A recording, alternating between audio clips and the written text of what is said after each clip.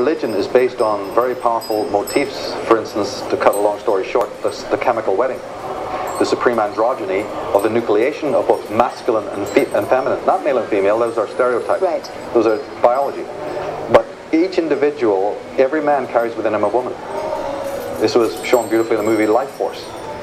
There's an image of the perfect woman within our minds. In fact, in Celtic mythology, or I should say more correctly, Irish mythology, they personify those archetypes as literally goddesses.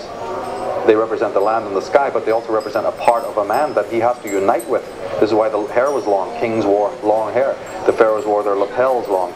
The Merovingians, wore the mane of the lion, partly because it was a sign of kingship, but partly because it identified you with the feminine principle. The Native American Indians go through the sun dance and other rituals. Why? To suffer pain that the woman experiences when giving birth.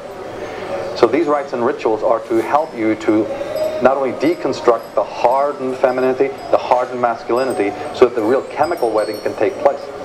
Christianity and Judaism and Islam and all these religions co-opted this, skewed it, so that they then have this marriage ritual, physical marriage ritual, which is an entire parody of the chemical wedding, but they sell it to you in this basically glorified slavery way. White fluffy dresses. Yes, and their dresses, their costumery, their regalia, the designs of the churches, the salt water, all of that stuff.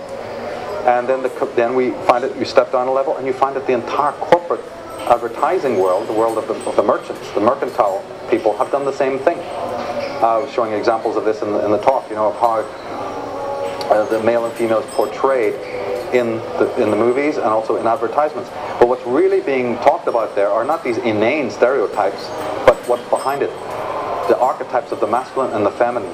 Because the last thing that these people want is for a person to start doing that holy work.